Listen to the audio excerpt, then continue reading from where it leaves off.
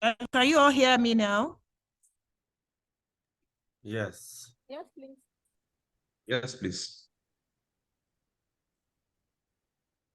Hello, can you hear me? Yes, we can hear Yes, you. we can. We can Hello? hear you.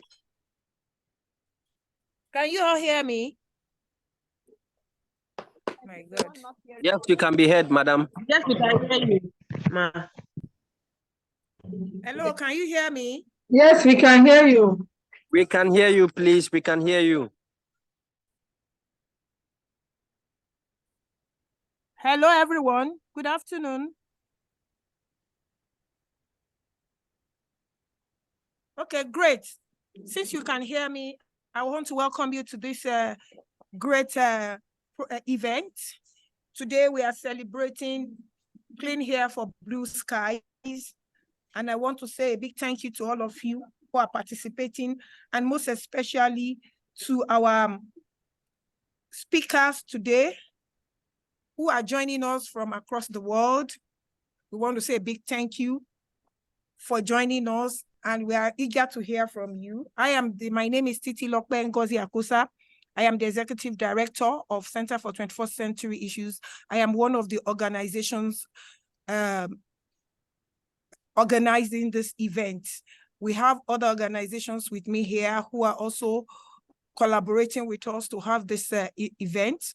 We have Renaclip Foundation, we have University of Lagos, Center for Housing, Department, University of Lagos, and we have the American Consulate also collaborating with us on this.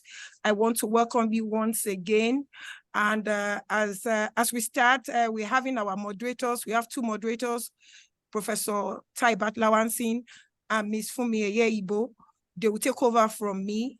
I'm just saying a big thank you for joining us this afternoon, and I hand over to them because they have all the full gist of what we want to do today. Thank you very much. You are all welcomed.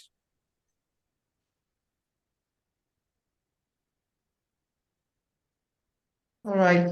Thank you, everyone, and good morning, good afternoon, and good evening to you all from wherever it is that you're joining us today. My name is Taibat Lawansin. I'm the co-director at the Center for Housing and Sustainable Development at the University of Lagos.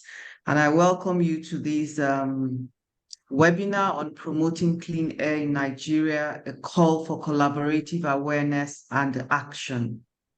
The International Day for Clean Air for Blue Skies was established in 2019 by the United Nations General Assembly, and it's to be commemorated on the 7th of September annually in order to recognize the importance of clean air and the impact of air pollution on human health and ecosystems, in particular, its disproportionate effect on women, children, and older persons.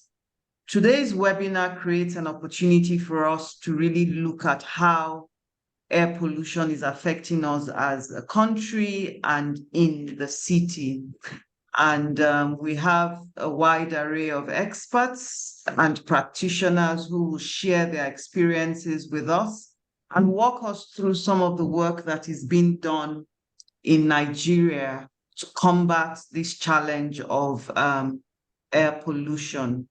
We hope at the end of the 2 hours to have achieved the following objectives. One, to create awareness of the existence and effects of air pollution in our society, to strengthen our understanding of how communities and communities of practice can benefit from clean air, to provide opportunities for interactions amongst ourselves, and also to catalyze a platform for partnerships. After all, the theme for this year's International Day for Clean Air for Blue Skies is actually Together for Clean Air. We are hoping to interrogate 4 key questions. One, what is the air quality situation in Nigeria today? What are the drivers and enablers? What is necessary to What are the necessary steps to take to improve air quality in our society? Who are the key stakeholders and what role should they play? And finally, who do we need to partner with to amplify the Clean Air for All campaign? At this point, I will, if it's okay for me to share my screen so that I can just present a few slides on what we're really doing today to set a background before we invite our experts to make their presentation. So please, if you permit me to share my screen.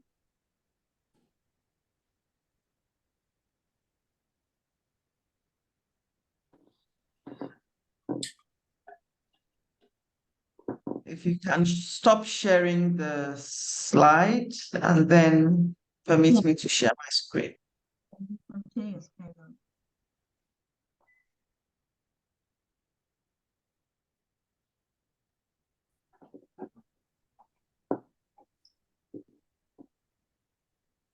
Thank you.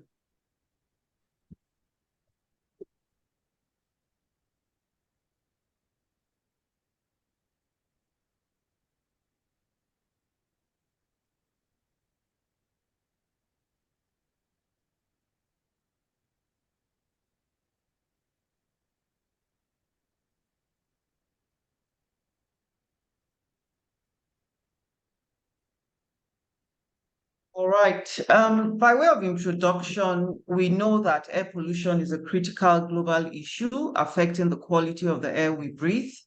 And we understand that over 99% of those in the world, of all of us in the world, are inhaling air that is polluted in some form.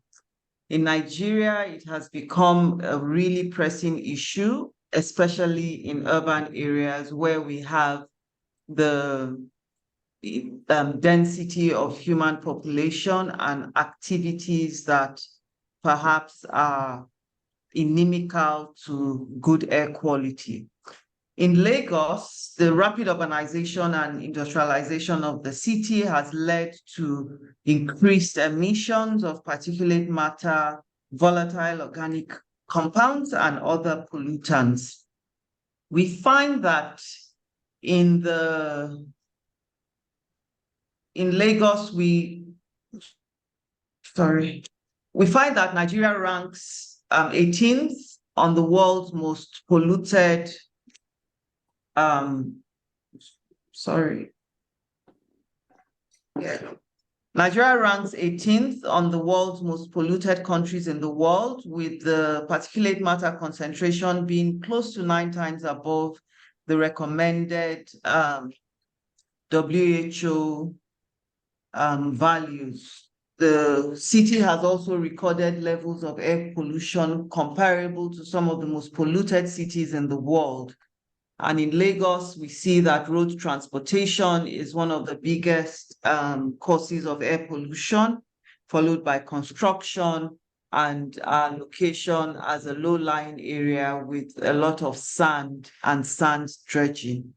It's estimated that at least 30,000 people die every year in Lagos due to pollution-related illnesses.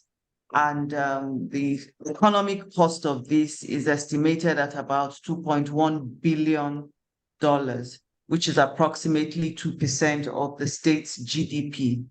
The condition also tends to be concentrated in certain areas, with Ikorodu, which is an industrial area, having the cost of exposure being about $400 to $600 for every resident of that local government. What that tells us is that it is a serious issue and the consequences go way beyond health. The effects, there are different types of air pollution. We have ambient air pollution, which is air pollution in the atmosphere, outdoors. We have indoor air pollution, which is often caused by the kind of construction or the kind of ventilation there is in a home. We have occupational type of pollution, which is usually targeting particular sectors like those who work in the factories, those who deal with certain compounds. And, more recently now we are finding that those who work outdoors like traffic wardens and transport workers are beginning to have certain occupational risk as a result of pollution. And then we have personal type of pollution, of exposure. There are also scales to pollution exposure. We have the person, the individual level, moving to the household level, to the community level, to sectoral levels, from economy to, the waste sector and what have you, and then at the city scale. What we find is that the health context is quite high, and beyond thinking that air pollution is only impacts us with respiratory issues, we find that air pollution is actually a major cause of eye disease, respiratory disease, cancers, circulatory disease, allergies of various kinds, and digestive disorders. We see that more frequently there are quite a number of significant economic consequences of air pollution. The built environment is also suffering with building conditions, the kinds of traffic and transport related stresses, and then the natural environment as well, with loss of biodiversity and things like that.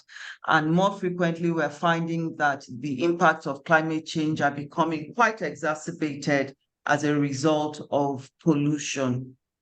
There's therefore a need to catalyze action.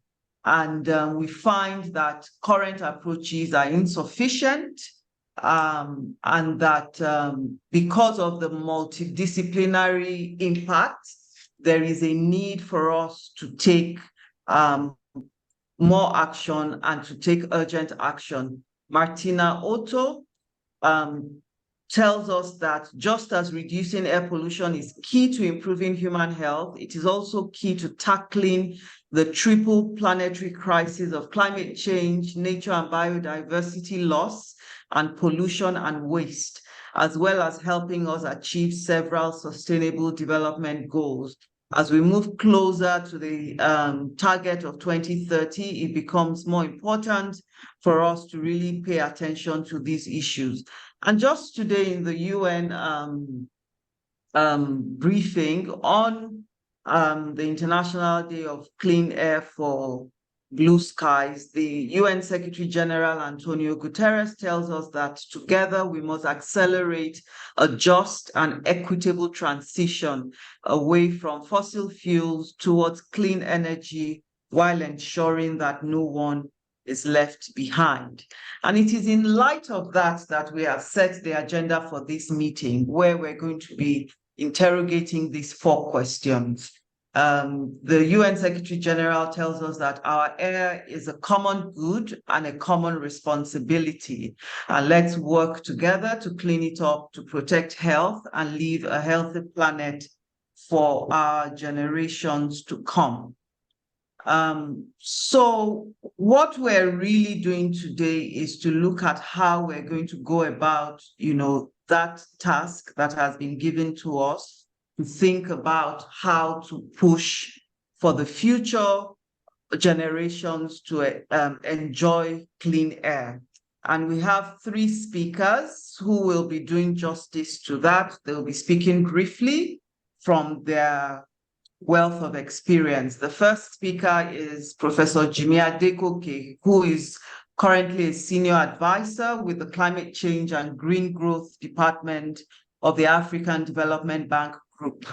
He's a tenured faculty member of the University of Missouri, Kansas City, and an award-winning climate scientist whose research focuses on understanding the relationships between changing land surface processes and diverse indicators of environmental change. His recent work also focuses on the societal impacts of environmental change, including air pollution studies in rapidly changing mid-latitude areas and water cycle processes in sub-Saharan Africa, and climate impacts on coastal ecosystems across multiple locations in Africa. Professor Jimmy is the current U.S. Department of State Air Quality Fellow to the United States Diplomatic Mission in Nigeria, and he'll be sharing with us on challenges and opportunities for sustainable solutions to the clean air challenge in Nigeria. So I will yield the floor now to Professor Jimmy to share with us. Over to you, Prof. Good morning, colleagues and friends from around the world who are joining this session today.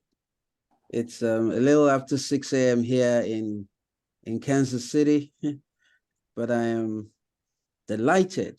So I guess it's afternoon in Lagos. It is already afternoon in Lagos. So I'm delighted to be part of this program. Air quality has been a very important part of my work over decades now, and I'm still involved in trying to understand how we can provide better air quality conditions for our people across the world. And increasingly, my attention has turned to Africa and Nigeria in particular. So thank you very much, moderator. That was an excellent setup for this for these conversations we're going to have today. And again, I thank the organizers for putting this together. So we're having this meeting in Nigeria. And Nigeria is a major oil producing country. Well, the elephant in the room, if you want to talk about sustainable solutions for air quality, there is no getting away from transitioning from a fossil fuel-based society to a cleaner energy society. There's just no getting away from it. Because the source of air quality, the primary source, the major source is the combustion of fossil fuels. Okay, there's a chemistry reaction that takes place that produces ground level ozone, for instance, which is very toxic to air quality. And it's the precursors for that. It's either the nitrogen dioxides or the sulfur dioxides. Those are produced first by combustion of fossil fuel. As you drive your cars around, you burn fuel and you produce those things. Gases come as a byproduct of the combustion of fossil fuel. And then there's a heat reaction that takes place and ozone gets formed. And then there are other criteria, there are other types of pollutants as well that come through, this fossil fuel and other emissions processes that takes place. So the challenge for us is while we must continue to extract value out of fossil fuels, we have no choice. The country will shut down permanently if we shut down the fossil fuel economy. So we really have no choice there. The choice that we have is to be smarter. How do we get smarter about how we use fossil fuels, and how we transition away from it in a smart, in a measured, in a intentional way. Okay, there are certain pressures that are already occurring just naturally. Now, fossil fuels is gas and petrol and diesel. And even the byproducts like kerosene and all of, they're not as cheap as they used to be again. So I want to commend the Nigerian government for eventually developing the backbone to put in this policy that removed subsidy. Because what we were doing was subsidizing as well, you know, as subsidizing every other thing. We were also subsidizing the condition that was creating what our moderator described earlier on, where we had thousands of deaths every day, you know, every year in Nigeria, in Lagos and in all the major cities, in the Niger Delta as well. So we were subsidizing the processes that were killing our people. Okay, people haven't mentioned that very much, right? You know, but that's the truth. So that's one good step forward. So finding ways to transition away. So if you're listening to me now and you have a little bit of money in the bank and you're trying to build a house, or you have already built a house, or you're planning to build a house, be thinking about how you can ensure that that project, that housing project, that thing is developed as a renewable energy project. Figure out how can you on your own, a government agency, you're a lead on a government agency stuff, and you have a budget every month and you spend almost half of your budget getting diesel to run generators. Can we, for heaven's sake, stop that? Figure out, there are solutions in Lagos there, you know, and people have inverters, they can install inverters there. You can use free solar energy to run your systems. If you're a bank, you work for a bank. Can you imagine if Zenith Bank or UBA, for instance, says, okay, we're stopping the use of all generators now in our branches across the country. We will install solar systems. They can. The solution is right there in the country, you know. So that's one. The second thing, we need to manage waste better. Manage waste better, especially the burning of household garbage. And we're in Lagos. Lagos is that's one of the worst culprits of poor air quality in Lagos is the way waste is managed there. So you work for LASEPA. I have friends in LASEPA. Some of the senior guys in LASEPA are my friends. They're my colleagues. They visited my lab here. They've done stuff here with me. You know, let's get this thing. Let's try to get this thing right. Let's try to get this thing right. So burning and managing waste is not a major aspect of this. And then industrial pollutions. Again, Lagos is the industrial backbone of Nigeria, right? So, you know, that's good for Lagos in many respects. We can tax all those companies. We can tax them, but it's time to put in a fossil fuel tax. Okay, Mr. Governor, sir, here is one way to put some more money in your pocket. Not your pocket, the pocket of Lagos State, right? You know, is put in a tax on fossil fuels for all of those companies in Lagos. If they can't pay the tax, let them move to somewhere else. Maybe Ogun State will welcome them, and then they can, you know, or some other state will welcome them, you know, and then they can begin to experience the suffering that Lagos residents in Lagos states are suffering in terms of air quality right now. And so, so policy in terms of restricting industrial emissions, you know, but also globally, we're talking right now, the global conversations, you know, there's this big meeting, climate change meeting in Nairobi taking place right now. One of the key things that we've been addressing in that conference is how we bring back and address this carbon tax issue, you know, because people they're making money and they're freeloading on the rest of society. And that's not fair, you know. Let's even the playing ground a little bit, make it more difficult for them and more costly for them to pollute the air that belongs to all of us. Thank you.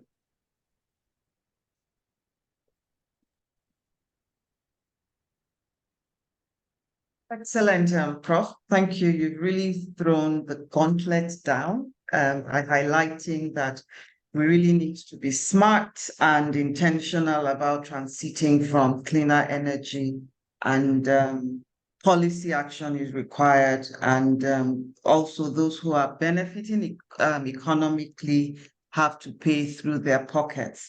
I'm sure when it comes to taxation, people usually have to reconsider their approaches to profit making. So that's an excellent start, and we're already getting ideas of what needs to be done if we're going to move to a cleaner future, especially a cleaner urban future, considering issues around air pollution tend to be concentrated more in cities. There are questions for you in the chat box, so perhaps you could respond to them, and we welcome comments and questions in the chat box.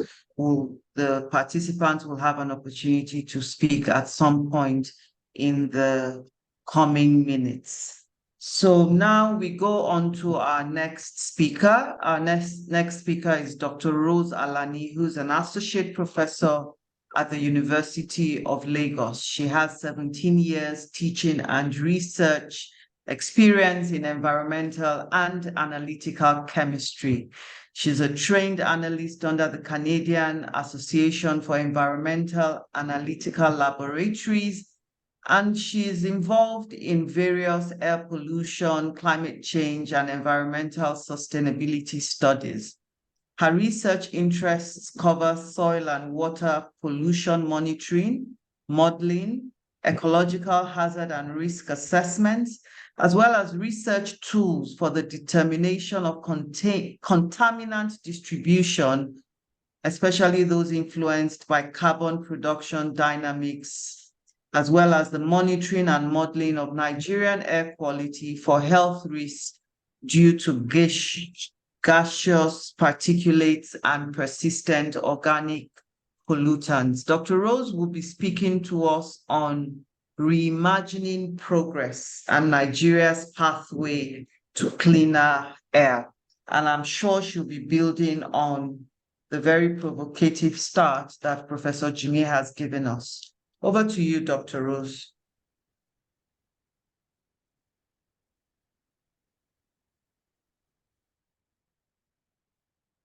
Thank you so much, Professor Tyler. Dr. Rose, you have to move closer to your speaker or increase the volume. Yes, thank you.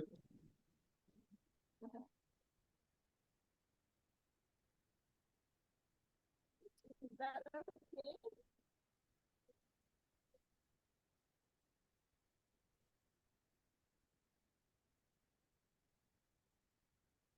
Is that better?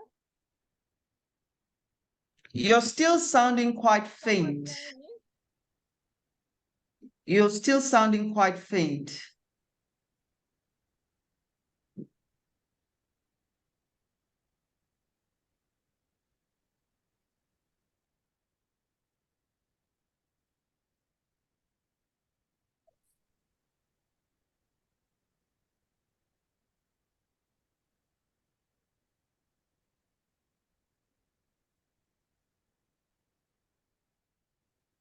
Someone hearing me?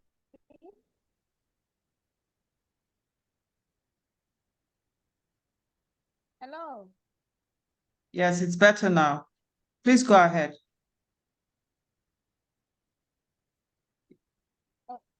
Okay. Thank you so much, Professor Tybak. Thank you so much, Professor Jimmy. We have all been gingered to listen to today's talk on this International Day of Clean Air, promoting clean air in Nigeria.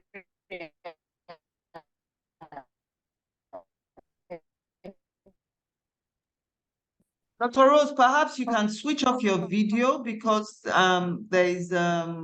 you're breaking up. If you switch off the video, I'm sure the sound will be better. collaborating from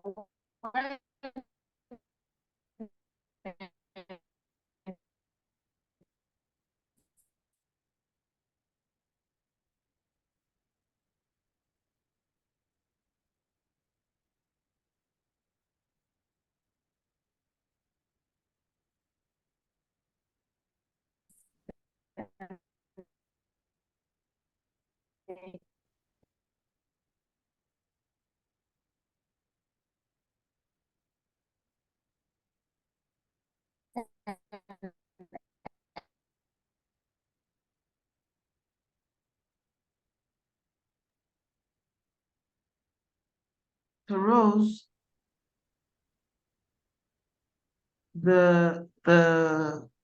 it's really poor. The sound is really poor. Yeah, I think we might have to move to the next speaker and have her come back again. Yes, I think so too. So let's just quickly invite Tribe Elion of the Renaclip Foundation to make his presentation. Tribe Elion is a dedicated environmental advocate and catalyst for positive change in Nigeria. He is the chairman and co-founder of Renaclip Foundation and is at the forefront of initiatives aimed at creating a cleaner and more sustainable future. He holds a bachelor's degree in environmental microbiology and a master's degree in information technology from the Grand Canyon University in Phoenix, Arizona.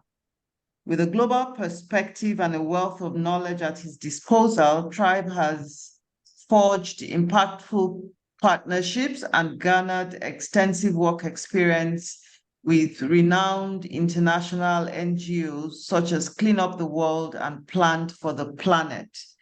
He will be speaking on collaborative initiatives for clean air and opportunities for public-private partnerships in Nigeria. So Tribe, over to you now. Thank you.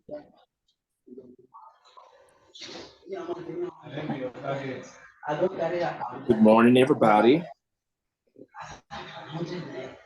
Can you all hear me, please? Yes, we can. Okay. If you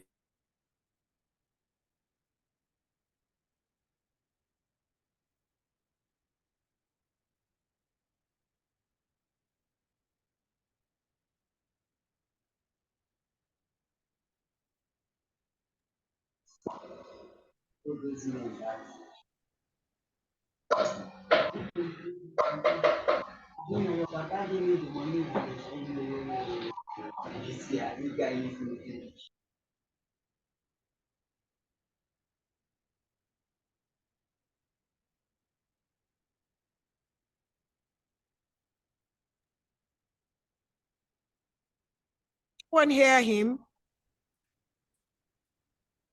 Tribe, we can't hear you. Hello. all right, I'm sorry. Good morning, We can't everybody. hear him. Can you hear me now? Yes, we can. Prof, Please go ahead. Taibat, can you please tell him to get He's near the speaking now. mic? Can He's we all speaking hear now. now? Please go ahead. Yes, we can. Go ahead, please. Thank you. Good morning, everybody. I'm sorry for that. I want to thank the moderator and thank the speakers.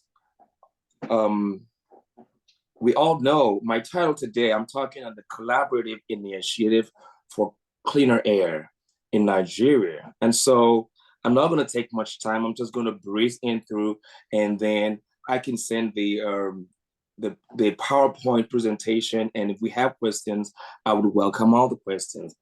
So as we all know, that Nigeria is actually facing serious pollution crisis with so much severe health issues, and environments are just contaminated all the way. And so there are need for cleaner air in Nigeria, so much need. When you look at the high level of pollution in major cities in Nigeria, like Lagos, in Port Harcourt, in Abuja, in other cities in Nigeria as well, they are facing these issues. And there's so many health impacts, just like the moderator was saying. And it's very interesting that we having eye disease in Nigeria because of air pollution. There are heart problems. A lot of people are having a lot of heart problems in Nigeria just because of air pollution. And there's so much death going on there, you know. And so we have need for cleaner air in Nigeria. And of course, it's also causing this, it has negative impacts on economy in the country as well. So we'll be talking about that and in more detail. Today is just a high level presentation I'm sending today, but if we need an in-depth, I would oblige to send those as well. So what is the role of public-private partnership that we need, and what is going to happen if we have this collaboration? So we would have the public-private partnership in mobilizing, you know, coming together to get the government and source for funding to be able to help. I heard Professor, the very first speaker that was talking about how we can have a solar energy, which is cleaner energy, you know, that would really help to eliminate the gas emission, all those things that we're talking about. This is very possible. So we need the public and private sectors to collaborate and get this done. And so there are different innovations that we're talking about here, different things that we can get. Other countries are having a lot of new technologies that we can actually adopt, very possible. And then the very major thing that I'm talking about is the private and public. So Tribe, we can't hear you now. All right, I'm so sorry. Well, I am hearing him very well. I don't know if anybody else is. We're hearing him very clearly.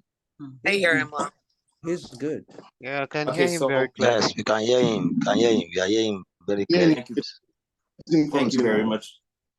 Thank you. So the other thing I was going to talk about is regulatory compliance. And so we having the private and the public sector come together to try to enforce the environmental regulations. Just like, I know, having been in Nigeria for a little while, but we used to have what we call environmental sanitation. I don't know if we are still having that, but in a high level, where we have the private and the public sector come together in a very creative and innovative way, not just going, to cut the grass, but there are other technologies that can be used to make, to achieve this cleaner air that we're talking about. And so in that, I do have some suggestions, which is going to be on a very deeper presentation. If you need that, I could also always send that as well.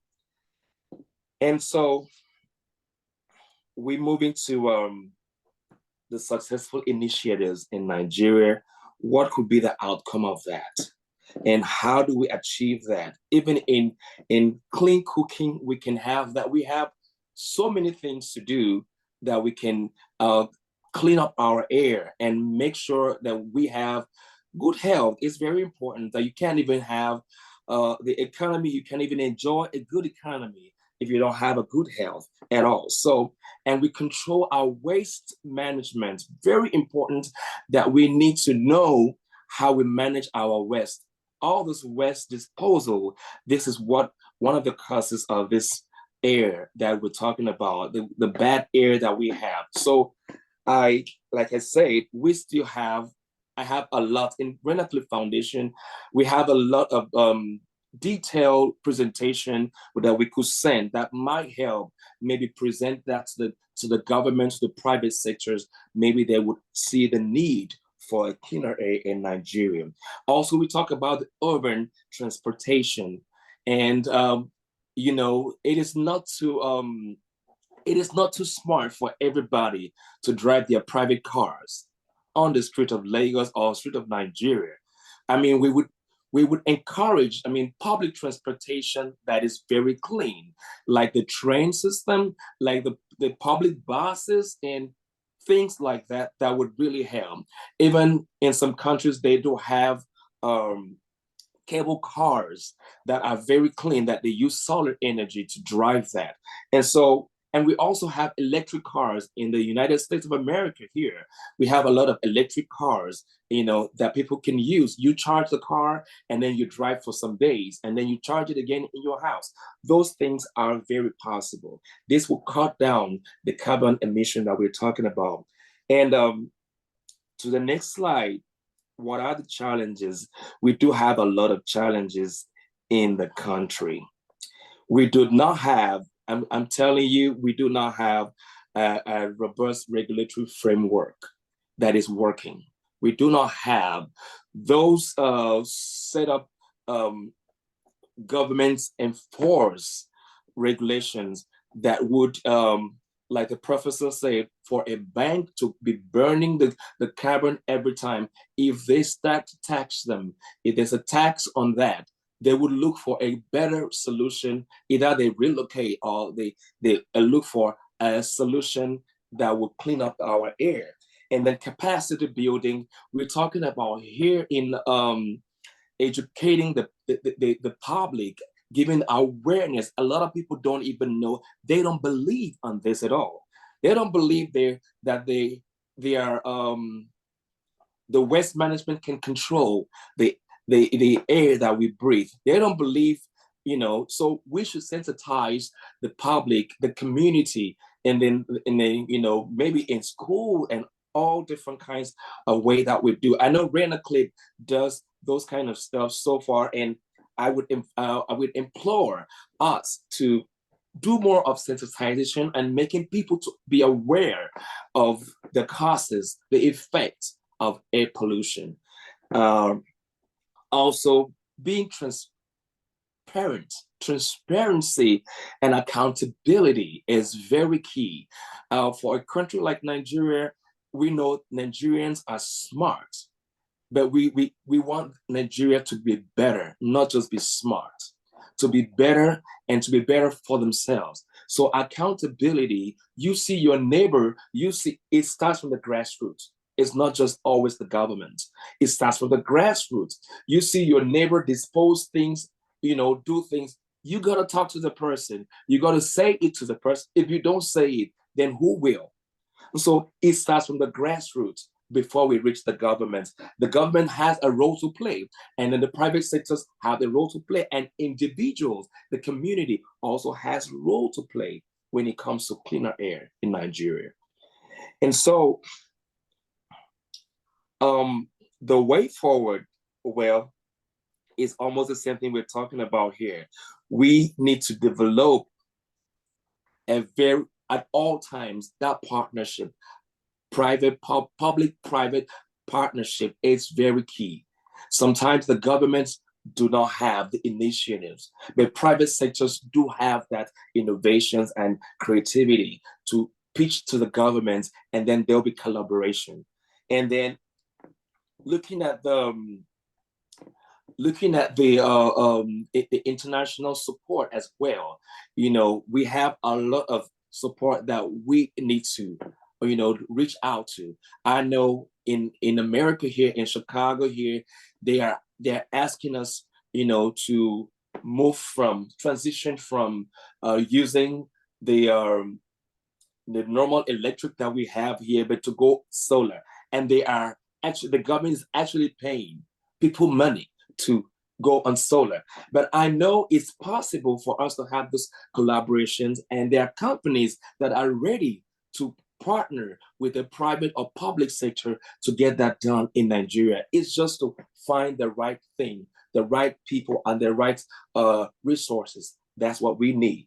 And so to not waste so much time, there are so many partnership models which I have. I'm not going to go through one of them or each of them at this time, but I can send this presentation to us in details for us to see that there's still hope for Nigeria when it comes to cleaner air. Well, in conclusion, I would say if we had a cleaner air in Nigeria, it would reduce the mortality rate. Of course, it will reduce mortality rate. Everything is not spiritual. When it comes, Nigeria believes a lot of stuff are spiritual, but those spiritual things can be controlled by the physical human beings that are living in Nigeria. And so as well, it would increase adoption of clean technologies. If we reach out, if we have those resources, we can have the solar panels installed in every home in Nigeria. If not every home, it could be in private sectors like the banks, like those oil companies. Oil companies don't need to destroy our country. They don't need to pollute our air the more, but they need to give us the cleaner energy if it is enforced by the government. And then it would improve public transportation system, like I talked about, that we have good railway system that is working, and we have a bus system that is working. We have things that are, we're moving from, this fossil uh, oil or the gas that we use, but we move to cleaner energy like solar systems. All of that would help. Cleaner production processes in industries. We would have that. All the industries that you see, those companies, those factories that are polluting our environments and they're disposing toxics in our environment, in the water, in the air, on the land. These things can be controlled if we adopt this cleaner energy. And I want to thank everybody for listening to me. I don't know if everybody could hear me, but I'm very delighted. I was so excited when I was told that I should talk about this. I would love to send more presentation, more in-depth presentation, just to give us awareness on what we need to do to have cleaner energy in Nigeria. Thank you very much. All right, thank you very much, Tribe. And yes, please share your slides. We'll send them out to all the participants. Nelson, you'll have a chance to speak much later, but perhaps you could put your comments in the chat box. Tribe said everything is not spiritual, but how do you deal with air pollution that you can't smell, that you can't see, but ends up affecting you? I think we need to, perhaps part of the sensitization may be to actually go to where people get their spiritual support from and make them part of the advocacy so that they understand it's something that needs to be done. I really like your presentation because of the forward-looking approach that you have taken.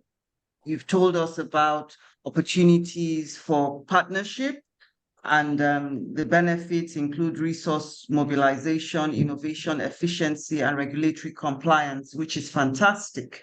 You've also said that collaboration is key, but then we start to question the kinds of collaborations that exist, especially if it's not targeted at those who are most vulnerable or those who are most likely to suffer the consequences of air pollution.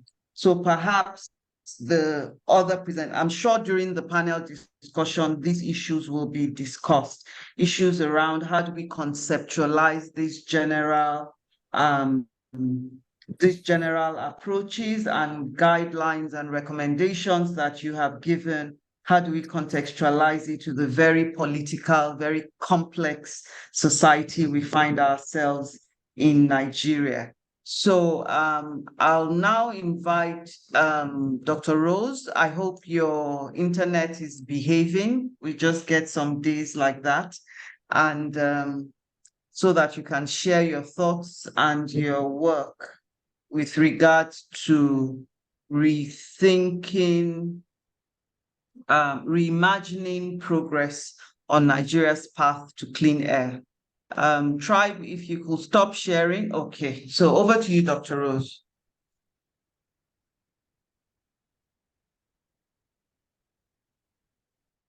Thank you so much, Prof. I'm so sorry about this embarrassing network issue, and hopefully I'll be able to speak. I hope it will behave this time. Is everyone hearing me now? No, we can't hear you. Hearing you, but it's faint, so you need to increase the volume on your system. I've done Yeah. that. Okay. Is it can't hear here, ma'am. It's better now. Hello, it's better now. Yes, absolutely. It's okay now. Yes, please go ahead. Okay. Yes. All right. So I've already been introduced.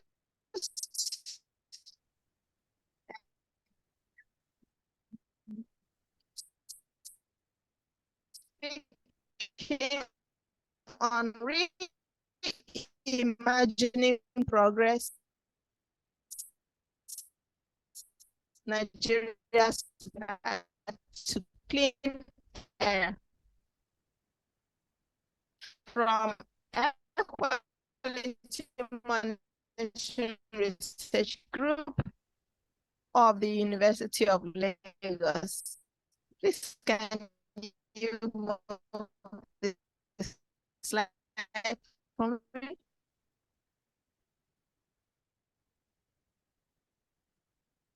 Next slide. I'm sorry, I'm not getting clear audio from those.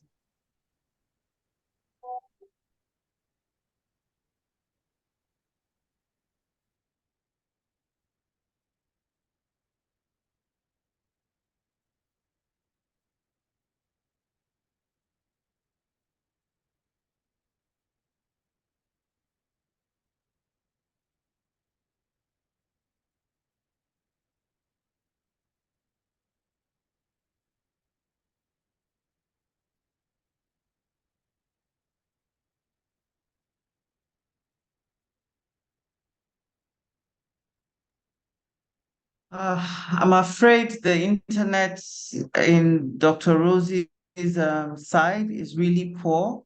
So perhaps we can just move quickly to the next section, which is a panel discussion, and then she can double back and make her presentation towards the end of that session.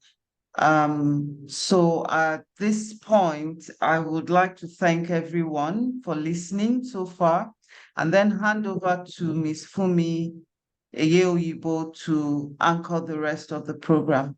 Over to you, Ms. Fumi.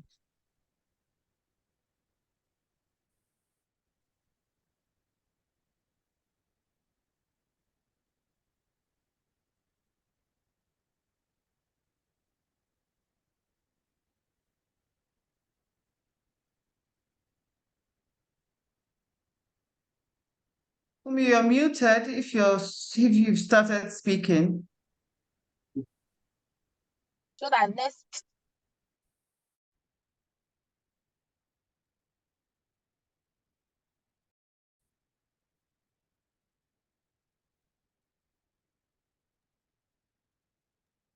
Can you hear me now? Yes, but there's an echo. Okay, I know what to do.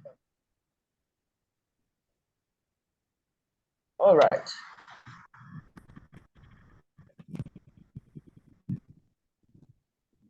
Is it?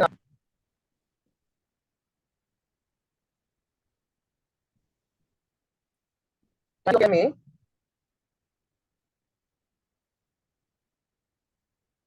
We can. Okay. We can. We can hear you. Yes, go on. Okay.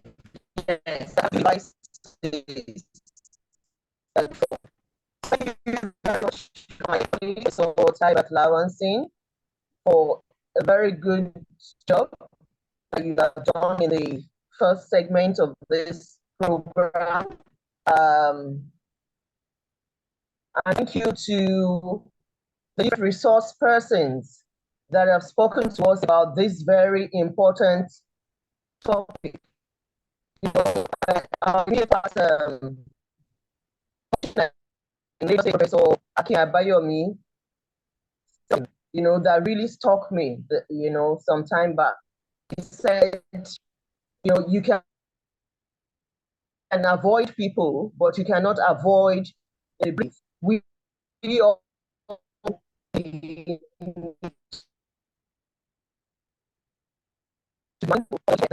and it's something that everyone should try. I hope Dr. Rose will be able to come. Now come to the discussion, which is said, my name is me,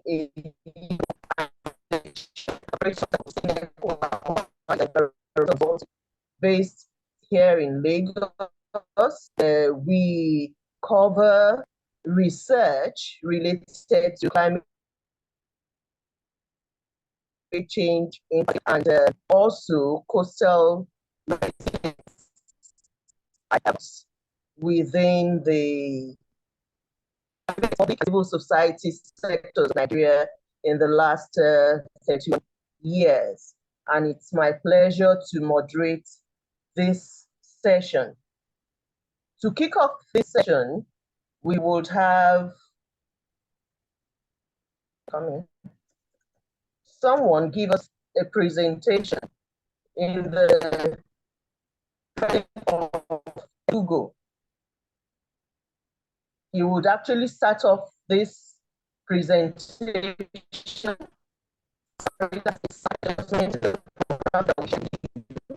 Have Beto's profile projected, please. Beto is a senior advisor, climate change and green growth department of the African Development Bank. He is an environmental justice organizer and serves to raise voices in the fight against environmental racism. And he also fights to overcome systemic exclusion of frontline communities from standing for. This is a very topical thing in light of what we have so far. How decisions being made, our policies being arrived at, what we targeting. So better from includes this community that led air monitoring in the country and the world at that time. It serves on the advisory board for the American Center for Climate, Health and Equity, Health Effects Institute Advisory Board. And up to today, it still serves in the Southern California Center for Children's Environment Translation Research on the California Environmental Health Sciences Center.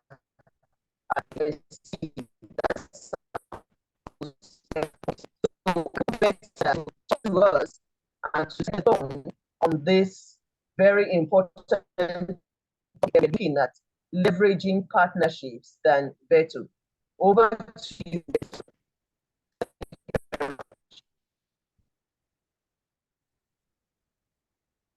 Hi, good morning. Well, it's good.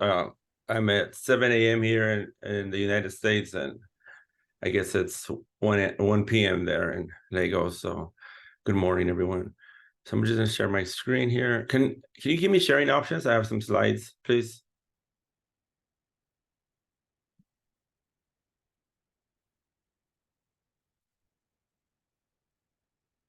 Can I get sharing options, please? For my slides.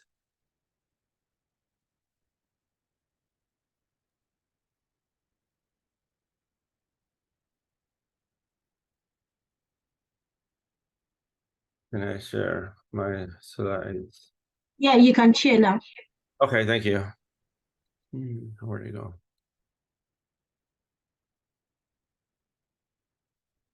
Okay.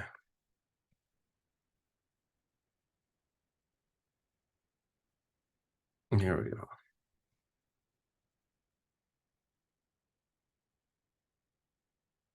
Good afternoon, everyone. My name is Beto Lugo Martinez.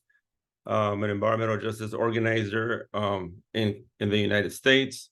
I live in Kansas City, but I've been involved in a lot of grassroots efforts. So I really appreciated the previous speaker saying it all starts at the grassroots level, right? And this is really some of the things I'm going to talk about, what we have done as grassroots environmental justice, climate justice organizations in the United States to address some of these issues that they've all been mentioned by the previous speakers. So I wanted to share this slide because in the United States, you know, we have a lot of air pollution issues, impacts that not only impact us here locally, but also globally, right? And a lot of this is also, I think, from the oil and gas, like others mentioned, and the global freight of goods that has an impact in our communities. So I just want to start with this slide to set us off. So one of the problems that we see in our neighborhoods is a form of we call it environmental racism. So it's a form of systemic racism whereby not all communities, right, there's not enough, there isn't investment equally in all communities of color. And this is also intentional, as some others mentioned, you know, that our government is not addressing a lot of these issues. And so that's why it really starts at the grassroots, at the local level, to address a lot of these injustices. So let me just finish with this with my thing here. So the environmental racism, a form of systemic racism whereby communities of color are intentionally and disproportionately burdened with health hazards through policies and practices, lack of environmental enforcement or regulation, and loopholes in laws designed to protect public health, such as the Clean Air Act. So in the United States, we have the Clean Air Act. So it's a standard of, you know, where the pollution levels should be at all times, or not be at all times. These same laws force communities of color to live fence-line to sources of toxic air, water, and soil pollution. These same communities are continuously exposed to environmental hazards from multiple sources including legacy contamination, meaning there are sources that are so persistent in the environment they can last in our neighborhoods, in our communities for hundreds of years. So our solution from the grassroots organizing is that at the grassroots level is that we organize with community-led solutions in public policy to improve public health. And we use this by turning those invisible pollution into data points and give decision-making power to the communities that need it the most, those that are most impacted by those findings. And so this happens through a very community-engaged process. So I'm not going to talk too much about, I'm not going to spend a lot of time talking about the impacts to health, since others already mentioned around, you know, the impacts of the pollution sources. Someone, they mentioned PM 2.5, and this is just to give you an image of that size of what that looks like compared to the human hair, right, and how you can breathe this. So I won't spend a lot of time here. And then we also have issues of even more serious concerns is the ultrafine particles, which I forgot to mention in the PM 2.5, the United States regulatory air pollution system has a standard on PM 2.5. It's not the best standard, but they have a standard. But the issue with the ultrafine particulate matter that does come from fossil fuels, diesel combustion from the transportation sector are much smaller. And we don't have that type of a regulatory system or a standard for this specific pollutant that is way much smaller than the PM 2.5. And these pollutants can penetrate deep into the lung and into your bloodstream. And just to give you an idea of that, we have this image also shares some of the short-term effects from air pollution and then the long-term effects. So I won't spend a lot of time here, but just wanted to briefly share this slide to get into some of the organizing in our local communities. So this slide here, just to give you an example of where PM 2.5 is, so it gets into your lung system. The smaller the particle, the deeper it gets into your bloodstream, into your body. So the PM 0.1, like I mentioned, gets into your bloodstream, and this can have a lot of consequences, right, to human health, public health, because in long time exposure, people can develop cancer, develop respiratory issues, cardiovascular disease, amongst many others. And it's well documented, as the first speaker mentioned, that this is an issue that people die every year because of this. In our community here in Kansas City, where I am now, the life expectancy of the community is cut short by 20 to 25 years because of the localized hyperlocal air pollution that exists without regulatory grade monitoring in local neighborhoods. So I wanted to just share this, and now I'm going to move on to this slide talking about some of the efforts that we have done in the United States around air pollution. And in this image, you see the monitors on the right and the left. These are regulatory grade monitors. The middle slide, which you see the yellow flag, it's the air quality notification system that they use in place in some sites of the regularization. They use these flags or change them out to tell the community what the air quality is, so you reduce the impacts of exposure. But here in the same middle slide, there's a monitor co-located, a monitor that was really instrumental in driving some policies in California. Not necessarily the monitor, but the project. The whole project entailed a community-based participatory approach to ensuring that communities were guiding the process moving forward. And it opened a lot of opportunities where regulatory agencies and systems said, we want to support this. So they became part of our technical team alongside with the community. So it allowed for a very much cross-pollination or cross-collaboration amongst regulatory and just residents, neighborhood residents that were concerned about air pollution issues. I'll talk more about these kinds of approaches. So I want to just talk about a little bit why we do monitoring. In the United States, a lot of communities across the country, we have been fighting for this against environmental racism and injustice and air pollution, water pollution for decades, right? And so the reason we do some of the monitoring, and we use regulatory grade data also to validate the data from the more low-cost sensors. So I'll talk a little bit low-cost sensors in a bit, but we essentially do this for these things that are listed here to identify pollutants of interest and sources of emissions in our local neighborhoods, and then estimate community exposure and trends over time, inform the public. So we also have websites that are readily available for community members to access the website, access the air pollution levels. We also use this information, although it's not regulatory grade, we have been able to use it to assist in developing community solutions and policies, and holding polluters and regulatory agencies accountable, inform planning and regulators. And we also use this for personal exposure and education at the school level, at all levels, intergenerational approaches into our organizing.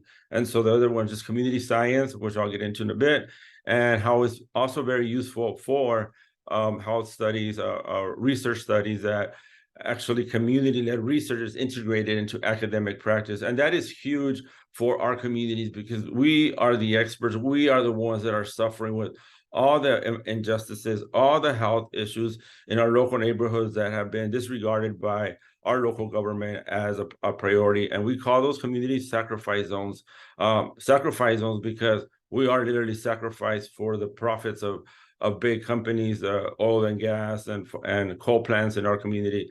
And we also use this information for increased community and civic engagement. So there's a lot of approaches, and depending where the community feels that this is the most useful for them, this is how we lead moving forward in our neighborhoods. So this is just an example of some of the monitoring that exists. This is not regulatory grade. This is more of stationary monitors that we utilize in our organizing efforts to ensure that communities' experiences when they're meeting with decision makers, that the data supports, right, the lived experience. Because a lot of times regulatory agencies will tell us, well, you're just here giving a comment and you're very emotional, but now we show up with data and facts and the research, right? And community-led research is so important in our local neighborhoods, because that gives that power directly to the community, that they are involved in the whole process. So this is just an example of some monitoring. The left corner, there's a wind station there. There's a monitor, a little yellow box that measures VOCs, and so for oxide and methane. This white monitor, these two monitors on the right side, one of them measures NOx and ozone, the other one just measures PM 2.5. So just an example of the levels of equipment that we use to ensure that we have this additional data.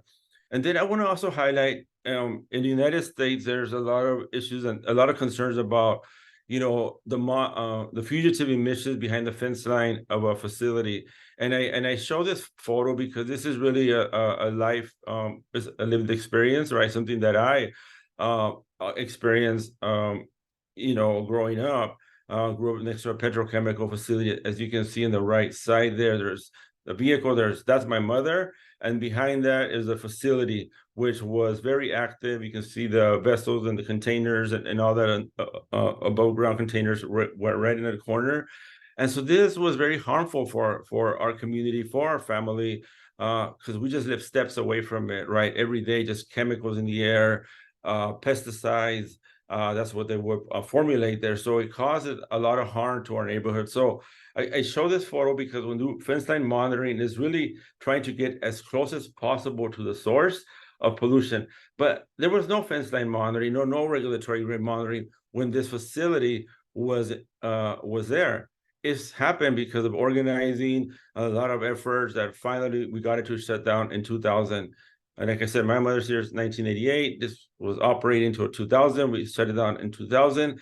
2013, they named it a Superfund site, which now is a hazardous toxic waste facility. So now we got to keep fighting and pushing forward. And now in 2020, between 2016 and 2020, a lot of engagement about how we're going to remediate and clean up this site. And so in 2020, they decided, well, now that there's nothing there, they demolished all this back in between 2000 and 2013. And now 2020, they want to monitor after all this stuff is done. But this also shows the level of disregard, right, for human health. Fence line monitoring, just another photo of fence line monitoring, other methods of monitoring that we use. So this monitoring here measures black carbon. It was very site specific to a pollution source because of a lot of the incomplete burning of fossil fuel. So the incomplete combustion of fossil fuel, meaning there's a lot of locomotive, a lot of freight transportation, a lot of trucks in our neighborhood. So very specific monitoring. And through this monitoring, we were able to analyze, understand that the levels the community was breathing were way exceeding beyond the World Health Organization's standards, but this was also in conjunction with other type of monitoring that was continuous, because this would only be available for a 24-hour period. You got to take the filter out, send it to a lab, and that gave us a lot of additional information to move forward. This is another photo of just some of the other equipment that we may use from time to time to measure ozone and NOx in our local neighborhoods, doing activities with the community. The one on the left is a particulate matter portable monitor. And this is just another level of more monitoring equipment. We're really concerned about the impacts of road transport, right?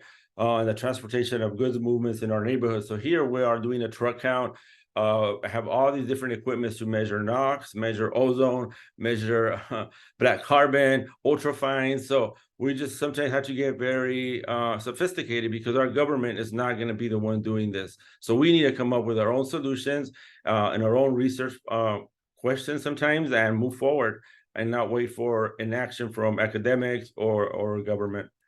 So this is just another a visualization of Kansas City, and it's really like if you all were to see, this is what it looks like this morning in Kansas City. This the photo on the left, and so these images are just some of the sources of pollution. There's many more. We have coal plants, power plants, fossil fuel plants, generating sector, a lot of industrial facilities operating on violations, and continue right to operate in our communities. But I also wanted to highlight that I'm going to talk a little bit in a few minutes about some of the solutions that have came from the ground up. For example, and I'll talk a little bit more about that around the Advanced Clean Truck Rule, the Community Air Protection Program with legislation AB 617 that was really led by the community efforts of around building the largest network of monitors in the United States at the time and the world at that time. Now there's a lot of more. Now has become a very capitalized system that there's a lot of academics or people building monitors or company to capitalize on the backs of our communities that we have been doing this way before, air monitoring or academics put this together. I was building monitors before a lot of these technologies that now exist use the same sensor. So I have a lot of history in doing a lot of air pollution work. We've been also, colleagues have been able to inform cumulative impact legislation because we're not just concerned about one source of pollution, but we're concerned about all of it, right? Not just one is going to impact our health. And then the close proximity that exists to our communities, that's the other issue. And there's the social indicators, stressors, and all that. So, and then there's screening tools that have been developed either for government and sometimes community needs to take the lead on that, and that's what we plan to do in this next few months. Start our own screening tools to identify that hyperlocal data. So, just a quick image here of what this community, one of the community organizations started looks like. So you see how industrialized it sounds. Surrounded by a lot of pollution sources, rail, water. We have recycling facilities. One of them just caught on fire on May 19th and burned for 12 hours. So we have a lot of these hyperlocal issues in our neighborhoods. And this is just another image of the standards, right? So we also use this, like I mentioned earlier, we use this information to estimate community exposure over time and trend. So if you see this dotted line here, that's the EPA standard. And these are our sensors, just so you can see, visualize the amount of exceedances, right? And some of these monitors are maybe within a mile from each other. So it shows a level of like how bad it is in our local neighborhoods where we do not have regulatory grade monitoring either. So it's important for us to use this information, like I said earlier, to support advocacy at the decision-making table, to support the community members' lived experience. I wanted to show this photo. This is last night, and this is what it looks like outside. So red, if there's an air quality index, I don't know if everyone's familiar with the air quality index, but an air quality index is kind of giving you an idea of like, at this level, you're safe to be out there. At this level, you should not be there or take action because you have health conditions. These were monitors at red. This means that no one in Kansas City around this community should even be outside breathing this, because this potential pollution from just last night is still like this out this morning, really is exposing community members to other issues, right? An asthma attack on children, on elderly. So it brings up a host of concerns. And so just wanted to share this image of some of our air monitors that exist in the Kansas City area that we have established through a community engaged process throughout the last year or so. This is just another monitor that we have, and this is from last night. So we also have black carbon monitors, meaning that black carbon, it comes from oil and gas, coal plants, wood burning, and like I mentioned earlier, it's the incomplete combustion of fossil fuels from the transport sector. So we do site-specific monitoring for diesel, road, and then the other piece is the climate impacts, right? That it has on the air pollution and the impacts it has on our climate. And also black carbon is a very intense heat trapping a pollutant, which, like as I mentioned earlier, there isn't a standard for in the regulatory process. But this is us moving this because we need this information to advance just solutions in our community. This slide here is just Hello. to show. Yes. Hello, Beto. Yes. I know you're very, very passionate about this topic, but please, can you round up? And then if you can provide us with the slides, that would be good. Yes. Participants can go over it. Thank you very much. Yes. I'm going to wrap it up really quick. So here it is. You know, one of the legislations based on community. I think that's what people wanted to hear. Also, is like the legislations, right, that come from a lot of ground community-based participatory research. AB 617 became like the landmark legislation back in 2017 about community air protection programs for emission reductions. And so just wanted to share that this is me testifying. This is me showing the legislator about our equipment. This is a photo with me with the legislators after that event. And this is just the signing about that legislation. So it's also important that we show up to these things because we have been the ones critically fighting for these types of protections in our community. So we applaud some of these efforts that have happened based through our community data gathering and initiatives. This is another form of air monitoring for personal exposure monitor. Another, you know, like I mentioned earlier, we can also educate in school systems, but everyone at the local to the federal level, at state level government, just another image of the impacts of health. And we also use this information, like I said earlier, to embed into academic practice. And this is just an image of community members doing a truck count because of the impacts of pollution. Of course, it's not that we want to shut it down, but we wanted to transition to a zero emission future, right? That there's no emissions in our community. And I really applaud, as others mentioned, that they have a bus system that runs on cables and electrifying a good bus system in a transport system, public transportation in Lagos. So that's really good to hear. And so this is just another level of the depthness of our organizing to ensure that we have this really robust data to advance solutions in our community. And so with that, thank you, and I appreciate you all for the invitation. Wow. You have packed so much into the video.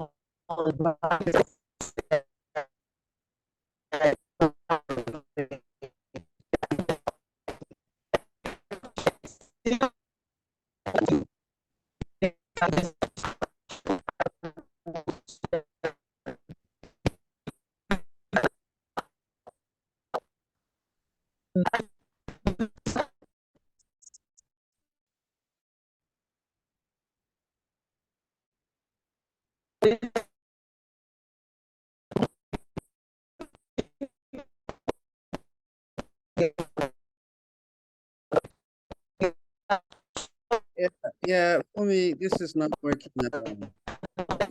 Your connection is so bad. I think we lost the speaker, yes. Same on the end. This is not good. Lagos connection is so bad.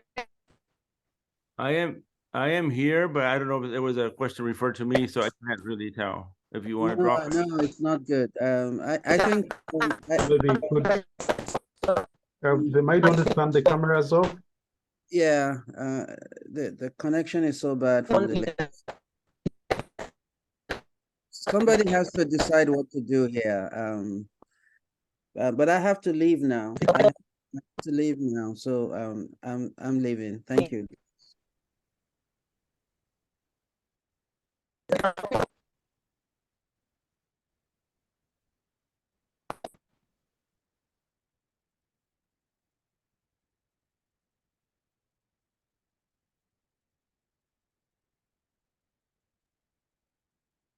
This Fumi, we can't hear you. We can't hear you.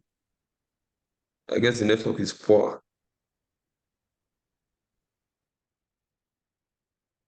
Are you asking a question to me or no? I just, I Perhaps if there's somebody with access to the program can just move us along to the next, can stand in as a moderator, move on to the next speaker.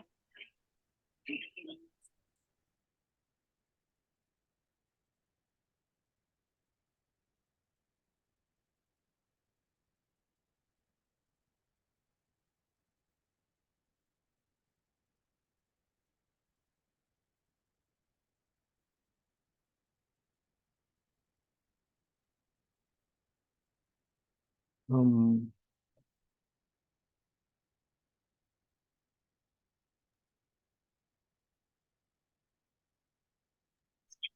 Do we know who the next speaker is?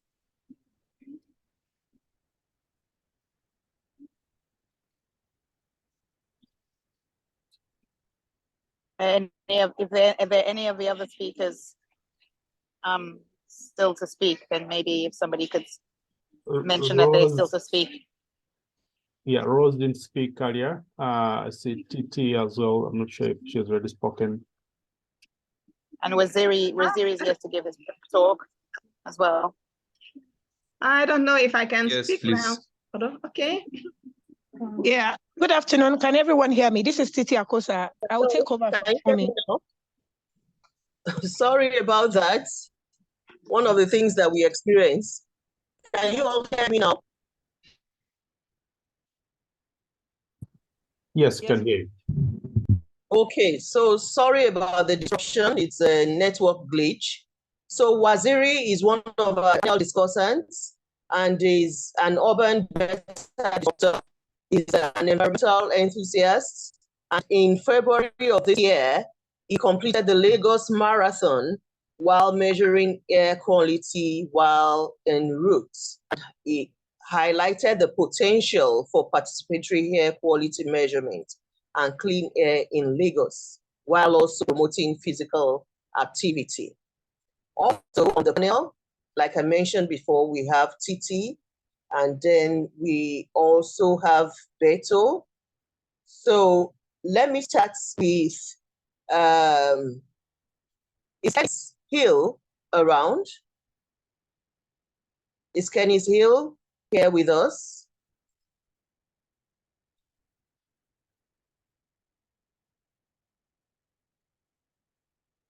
Is Kenny's here?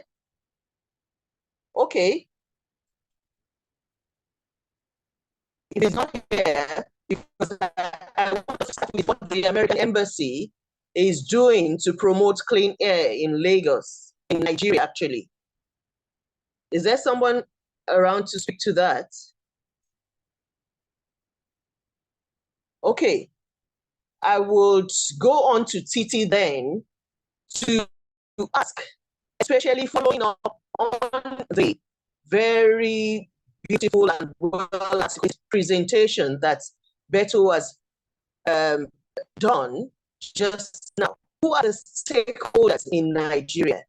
And Sorry, what are the for me, Waziri is here. Waziri needs to speak first. Then maybe we can take Dr. Rosalani. Thank you. Sorry to cut in. Thank you. Okay, no problem. I was trying to follow the agenda. No problem. So, Waziri, what is the role of communities and individuals in tackling air pollution in our society? You are an urban disruptor and you have already done so many things, including the marathon, in order to highlight participatory monitoring and measurements. So, yes, I will turn off my video now. Thank you. So what do you think is the role of communities and individuals in this discourse that we are having? Good afternoon, everyone. Please, I want to be sure that everyone is hearing me before I proceed. Can we all hear? Yes, we can hear you loud and clear. Yes, we can hear you. Okay. And good day to everyone, depending on everybody's time zone. Thank you for giving me this opportunity to present this to you today. Everybody has spoken well, from Mr. Beto to Elion and everybody that's spoken. But I'm going to be talking from the angle of someone that is part of an organization that is already doing something. You know, the topic I'm speaking about, I'm going to be practical about it by showing you what we have done, for you to really understand that. So I want to share my screen. Can I be given access, please? I want to share my screen. Okay, Waziri, please try to wrap it up in 5 minutes. We are really running behind our schedule now. Thank I'll you. try. I'm trying to share my screen. Please, can they give me access? Host, please enable sharing for him. Thank you.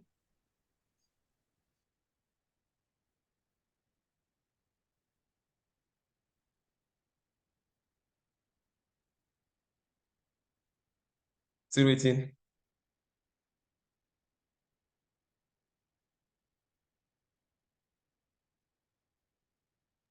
Yes, you can share now. The host here.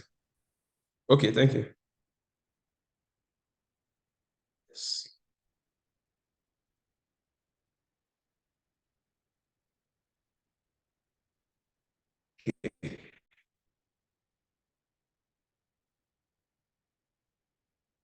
Yes.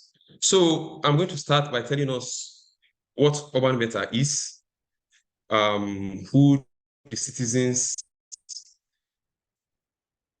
of Urban Beta are, what we have done, and what next. So they said I have 5 minutes, so I'm actually going to rush over this.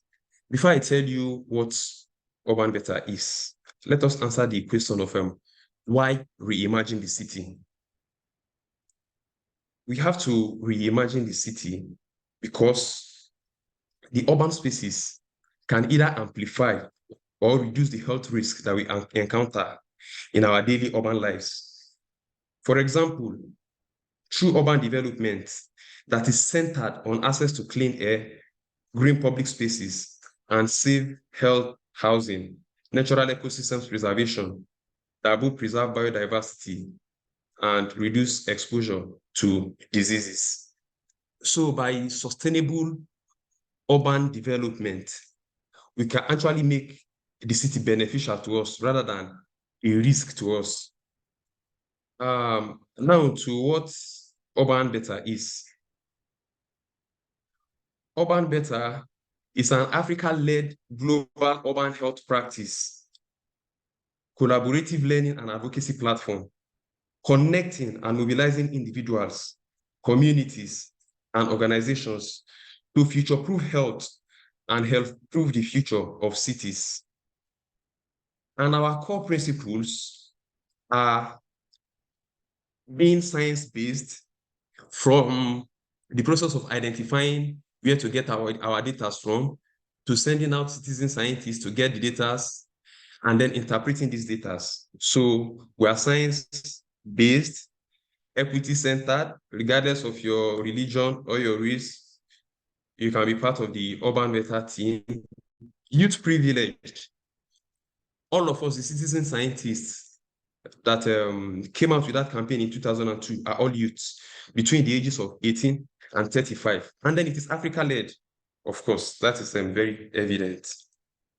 So Urban Beta is harnessing the power of youth and the vitality of physical activity and the potential of citizen science to build healthy, climate-resilient urban spaces. Okay, let me be fast about this. So who are the citizens of urban science?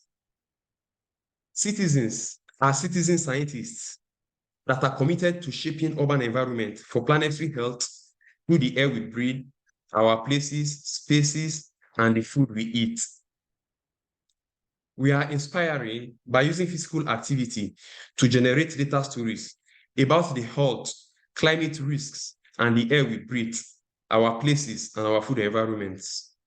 And then we are aspiring by using data to shape a new narrative to inform the design of urban spaces.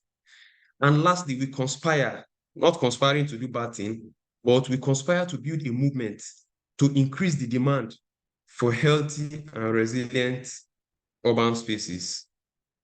Now, to the things that we have done. The Citizens for Clean Air, which I will share with you today, is in partnership with the people you have seen on the screen.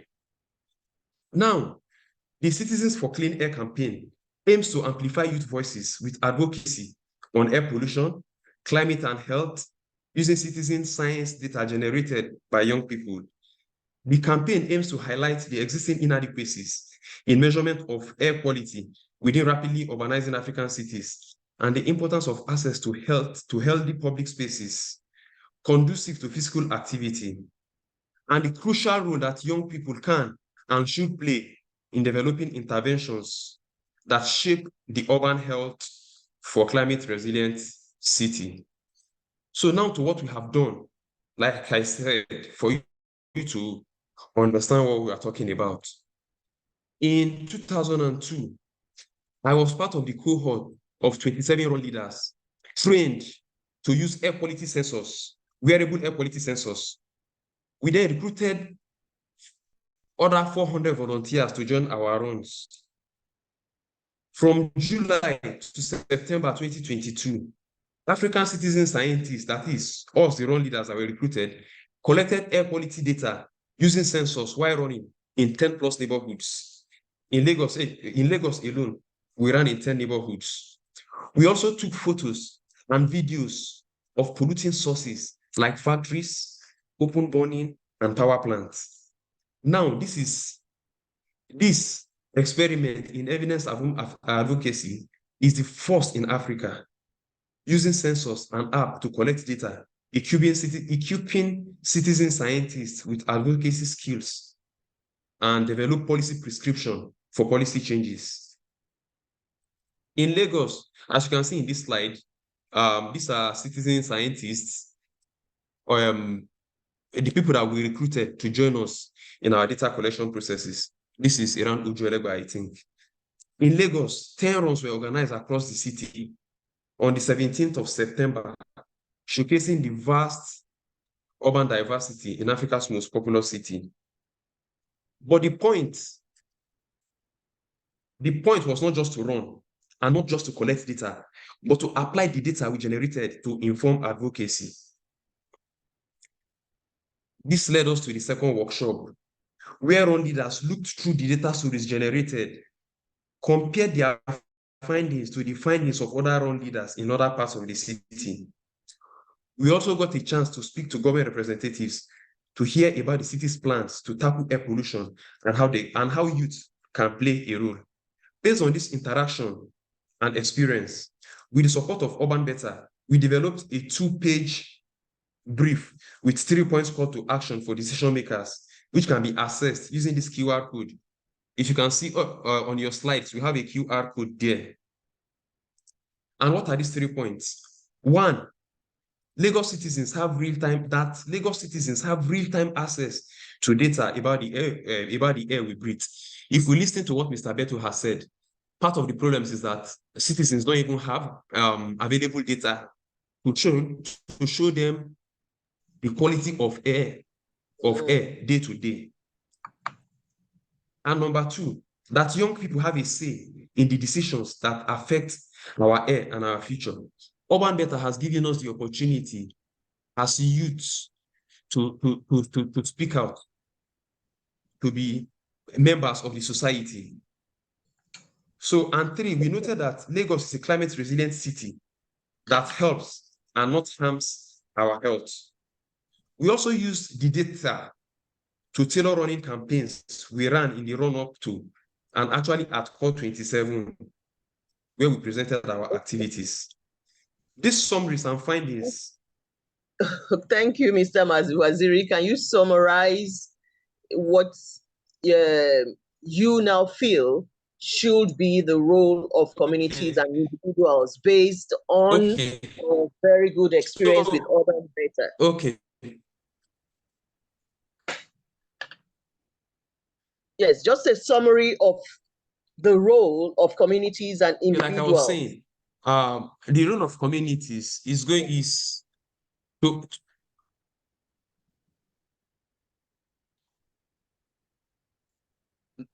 now the role of communities is to encourage people in sensitizing the members of the public on the issues, on the effects of air pollution. And this is part of what we have done during the Lagos State Marathon, where I ran using our very low quality variable sensors to measure the level of air pollution. And these data, we have tailored them, we have put them and make our findings into this QR code that is showing on the screen, like I've said. So you can scan it and get more information about what we have done. Thank you very much. Communities should also encourage youth to play a major part in mitigating the effects of air pollution on the society. Also, on the part of the government, they have to do more in interfacing with the youths and members of the public so that we can come up with solutions. Okay. Thank you very much. Air pollution problems. Okay. Please, we thank you, watch out for Mr. this Waziri. space. Urban Better is Yes, it's already up. It's in the chat. So if you give me 2 minutes, please. No, 2 minutes. I just want to add that we are working with Lagos State Environmental Protection Sorry, Mr. Waziri. Mr. Waziri, please hold on. Please. To support Mr. air Waziri, quality hold on. management. And in the coming days, we have an upcoming transport Mr. and Waziri, can sustainability you put the festival. information in the chat, please? Can you put the Thank you information very in the much. chat? Thank you. Watch out for this place. Watch out for this place. And Mr. Waziri, I'll be sending my slides. I'll be sending my slides so you can. Thank you very much, Mr. Waziri. Thank you for the very good work that you are doing with Urban Better. If you would like to know more about Urban Better, the website is up on the chat box. We would want to know in the chat, please let us know where this QR code is located, because I'm just hearing about it for the first time. But it is very interesting and very useful work that you and your team are doing. Without wasting more time, we scheduled this meeting for 2 hours and we're already running quite late, over 30 minutes late. Dr. Rose Alani, are you ready with your presentation now? Aha, Ready. yes. So can my slide be shared for me? And we Please can share hear my slide. you. Good. Titi, my slide, I need it to be shared. All right. While the slide is going on, may I draw everyone's attention to the fact that there's an attendance form that has been posted in the chat. Please make sure that you fill the attendance form. Thank you. Thank you. So I'm not going to stay long. I won't say much again because most of the things I have on my slides have been said. So can you still move on? I want to rush because we're running out of time. Please continue moving the slide until when I tell you to stop. Continue moving. Yes, stop. Yes, here also. What has been said before about some health concern, I just want to add that from the hair of our heads to the toes of our feet are affected by air pollution. Please, can you move it? Move it. We've run out of time. So also here, yes, you leave it here. I want to add that air quality monitoring, we don't have much monitoring in Nigeria. We've not been doing much, and then we're just trying to catch up now. You can see the map of the world there. You can see those locations that are being monitored real time and otherwise. And you can see Africa that is almost empty, and Nigeria, we don't have much. So another slide. Next slide. Next slide. So here just showing purple air monitoring in Lagos that the Air Quality Monitoring Research Group is doing. We have like 6 locations in Lagos, and this is just an example. So one can check the purple air. And the other speaker was saying something about the color that show the level of air quality, colors of air quality index. I want to show this to us. Please, next slide. So these are the colors that show the levels of the air quality index. If you see green is good, yellow is moderate, unhealthy, sensitive to unhealthy to sensitive people is orange, then red is unhealthy, and very unhealthy is purple, and then the maroon is hazardous. So you remember the other presenter that showed red all over the city. So this is what it means, unhealthy, from 151 to 200 AQI. Move the slide. Move the slide. All these challenges, we've talked about them. Move it. We don't have much time. Reimagining. I don't know if I have a few minutes to transition to clean air energy sources. I think all that I have here have been talked about, and then please move it. Move it. And I want to talk of the case study of Lagos State in reimagining progress strategies for clean air. So Lagos State efforts to combat air pollution include introduction of bus rapid transit, initiatives to reduce traffic congestion, investment in green energy and waste to energy projects, and also government agencies are actually collaborating with researchers to monitor air quality. And when I say Lagos State, I'm talking of Lagos State because if you look at the whole of Nigeria, I think Lagos State is the one that is in the forefront when we're talking of air quality. So can we move it? Next slide. So, and I want to use a particular case study of collective action for clean air that we are doing in Lagos. This case study is the US Department of State sponsored project on clean air for healthier cities, scaling up participatory and collaborative monitoring, modeling and evidence-informed advocacy solutions for improved air quality management in East and West Africa. So that is a particular case study I want to look at now, just briefly. So this particular project, the collaboration enables partners. We have several partners.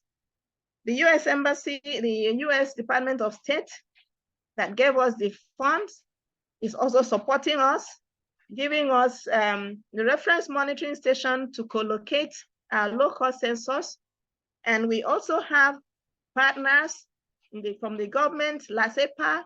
We even have in the federal government is supporting us, Federal Ministry of Science, Technology, Innovation. And this is a collaboration that involves several countries, 5 countries from East, Central, and Western Africa. So the collaborators, partners, co-develop solutions to improving capacity of air quality monitoring and management across all these 5 countries.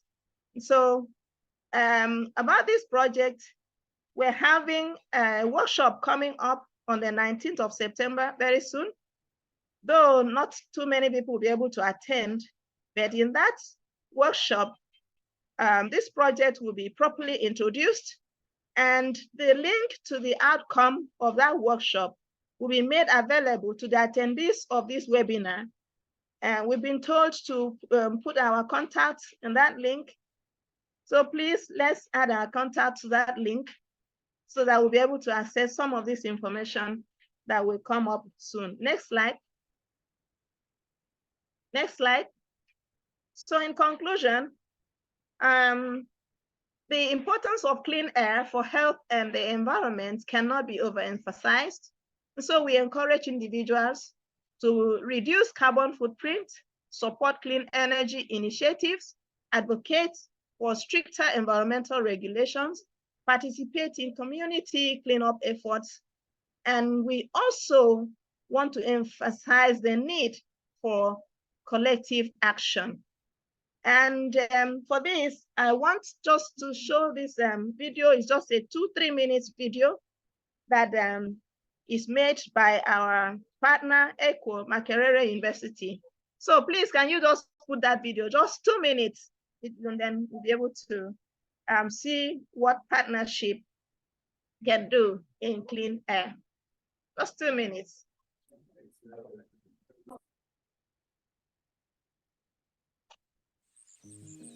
Africa is home to some of the world's most incredible nature, sceneries, wildlife, and diverse group of humans.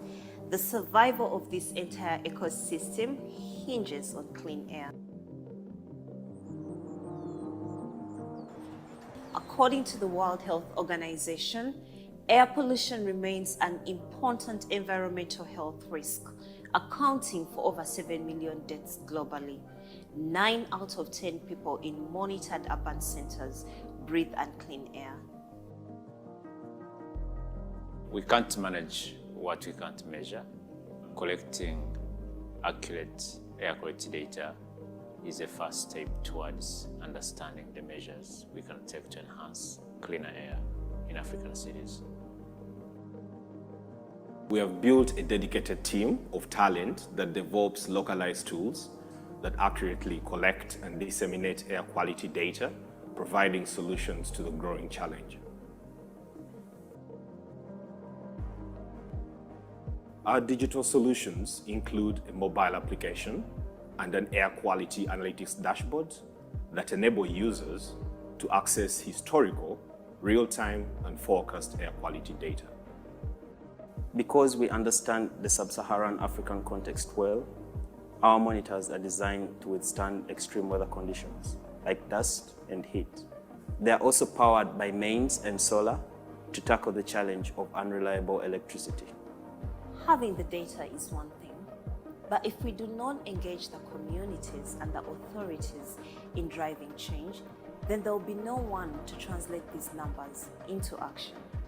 Through capacity building, we train communities and authorities on how to access this information, understand it, and ultimately empower them to come up with solutions to mitigate air pollution and its effects.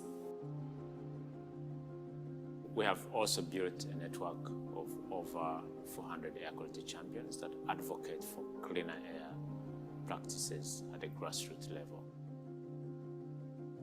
We have expanded our network in 10 African cities in 8 African countries. To us, this is just a beginning.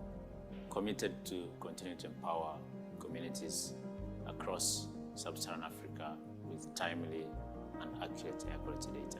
We want to see cleaner air for all African cities. Thank you. So that's it with my presentation. Thank you. Thank you very much for being very succinct and just going straight to the point. The work you are doing with the American Embassy is noted and it is commendable with your other partners. I would have loved us to talk a little bit more about it, but I guess people would get to know more about it at the official launch.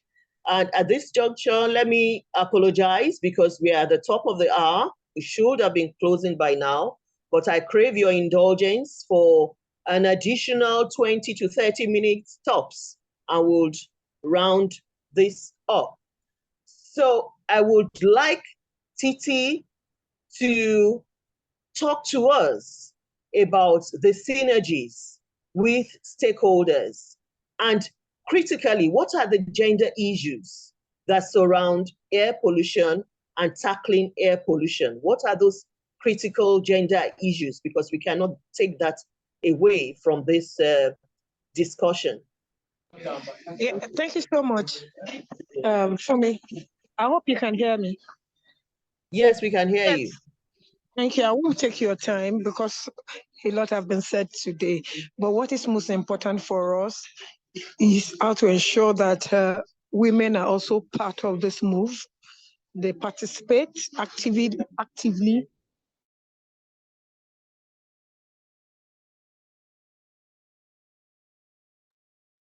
Titi, your audio is gone.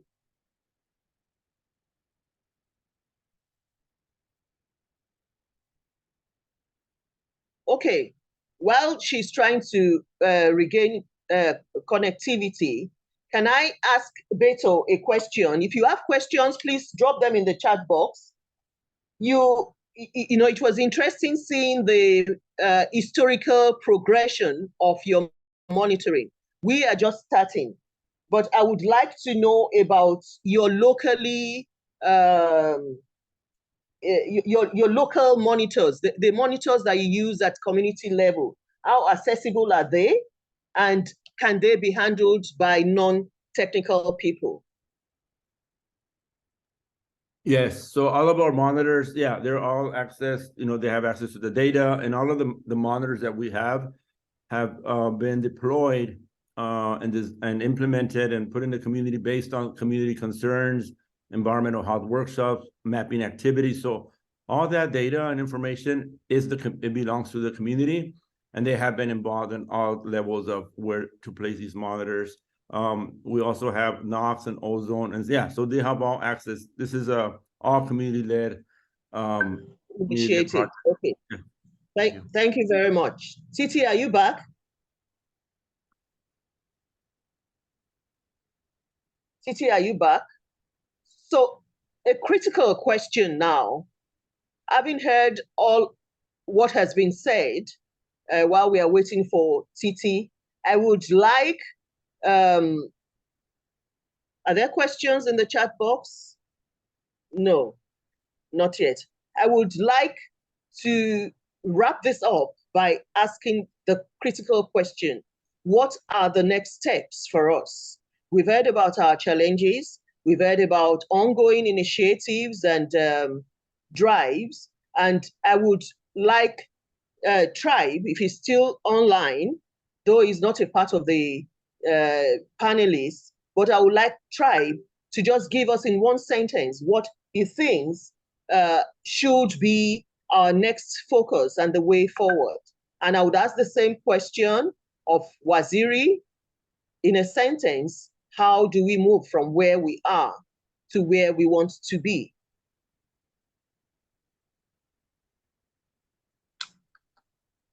If you have a critical question, you can also raise your hand. Thank you. Is Tribe still online? Can you hear me? You're back. All right. So yes, we can hear you.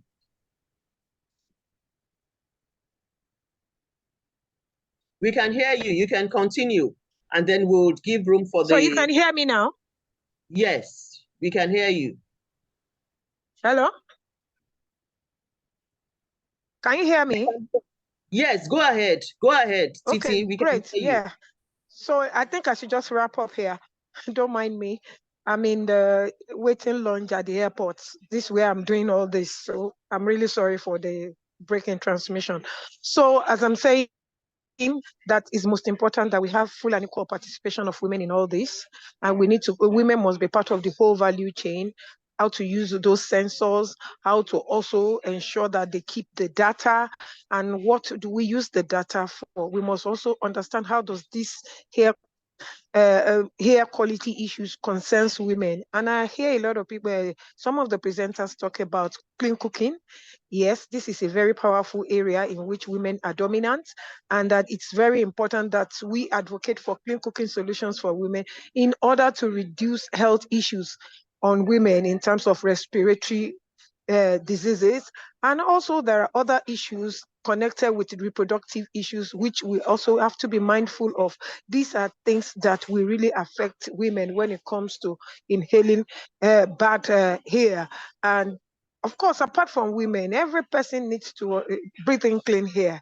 But for women, because of our roles and our reproductive roles, it's also very, very critically important for us to understand what this is and know how to avoid this kind of bad hair, and to breathe bad air within our homes and even outside our homes. And I think that is a bit I want to say here. But just to cap it all, it's very important that we begin to ensure that citizens participate in air quality. And that is one of the important solutions here that we want to take forward from this meeting. We want to start a project on community air monitoring. And we want to also work with other stakeholders in the space, especially the citizens here, clean air advocates that is being done, in which Waziri is one of them, and whatever is being done, even in the University of Lagos. We want to see how more civil society can come into the space and help to amplify whatsoever they are doing. Also take up different advocacy when we see that there is a challenge here and there's bad air and bad air quality anywhere. We need to raise up our voices and let the government know and ensure that action is taken on them. Thank you very much. I really appreciate everyone for honoring our invitation to participate in this webinar. Thank you very much. Bye. Thank you very much, Titi. Thank you for your commitment. Staying at the airport and still, finding a way to log in. I can imagine you are moving around to make sure that you have the connectivity to stay online. And you have started the process of wrapping up by helping us to identify what we need to do going forward. If I can recap some of the things you have mentioned, you have talked about citizens' participation. You have talked about attention to community air monitoring and the critical involvement of civil society in this partnership framework, while looking at the integration of gender issues. Thank you very much. I learned that Tribe has taken time to go off, but I can also see that there are comments. Somebody has talked about community-led research integrated into academic research, which was part of what Beto had talked about, not only integrated into academic research, but also informing policies, Waziri, I wanted you to give us in a sentence your recommendation going forward. Is there anyone's hand up? Okay, I'll call you later. Okay. Okay. Waziri, in a sentence, please. Yeah, so it's just for more civil society organizations to collaborate with the government and bring out these data about air pollution so that people can know the areas that are affected and areas that are not affected, and what next? What next? More collaboration, more probably public-private partnership collaboration between civil society organizations and the government, just like Urban Meta is doing with LASEPA presently. Thank you. Okay, thank you very much for that contribution. I was hoping that I would hear somebody give us a recommendation on transportation, because I do know that currently, from the statistics, it is air pollution occasioned by burning fuel from vehicles that forms about 30% of the pollution in Nigeria. In fact, it's the highest source of the pollution. So I hope we would have recommendations to tackle that. Nelson, your hand has been up, or is it from an old Nelson? It's an old one. It's an old one. Okay, all right. Yeah, thank you. So I have a question here from Vide Adedayo. Says, what can be done to enlighten urban vegetable farmers and urban food sellers about their open activities wow, on invisible pollutants and contaminants and the indirect impact on human health? That is a very big question, and which should concern all of us that are living in urban areas, especially in Lagos. I think it is also part of the partnership at community level, but I would ask Dr. Rose, is there anything that is being done at this level? Okay, thank you. What is very important here to do is create awareness. Because once awareness is created, people's attitude will change. They will be the ones that will advocate, and they will be the ones that will be asking government to put right policies in place. So the best thing to do in this case is create more awareness. You'll be surprised to know that not many people know or believe about air quality and the effects because they don't see it. So the easiest thing to do is to create awareness. And then with that awareness, people will on their own volunteer to be part of the action, to participate, to join force together, because once they see the negative effects and they see how it affects them directly, they will want to make a move for a change. So awareness creating, and then call for partnership, collaboration between everybody. Everybody is to be carried along. The individuals, the communities, the market people, everybody is supposed to be carried along. And so when we have something like stakeholders workshop, such that is coming up soon, and such should be coming up for creation of awareness and getting people to know that they should be part of this fight. Thank you. Okay, thank you very much. There's a question about illiteracy. So illiteracy can only be tackled by knowledge creation and awareness creation. And I think to a large extent, those of us that are working within the civil society space already have our work cut out for us. Because like Dr. Rose said, there is a general lack of awareness about the impact of air quality on people's health. People think what they cannot see, how can it hurt them? One of the key issues that Titi raised, especially when it comes to gender issues, now not just about women, but about youth.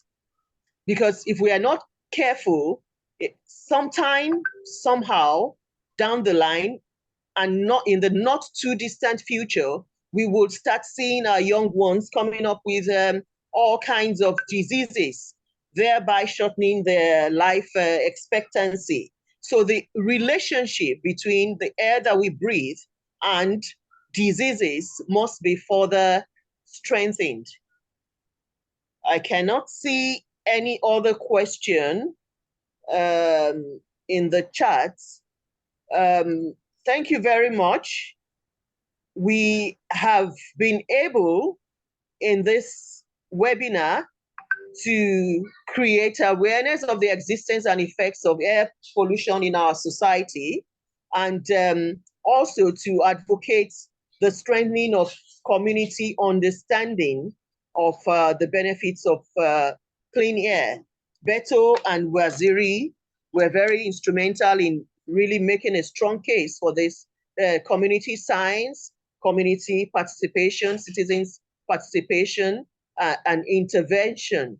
And we have been able to interact with air quality experts and even people within the civil society place. We have not been able to address information about funding access, even though Dr. Rose and the work that they are doing has presented us a case for funding. So I hope that at the launch of your program, we will be able to hear more about funding funding access and opportunities within this space to, you know, create a critical mass and leverage on what you have done to get funding for different aspects. We have talked about awareness creation, the interlinkages, citizens' participation and science, and community air monitoring. So where will the money come from? On this note, I would like to invite Iniesian to give us closing remarks, wrap this thing tightly for us, and give us a vote of thanks. Thank you.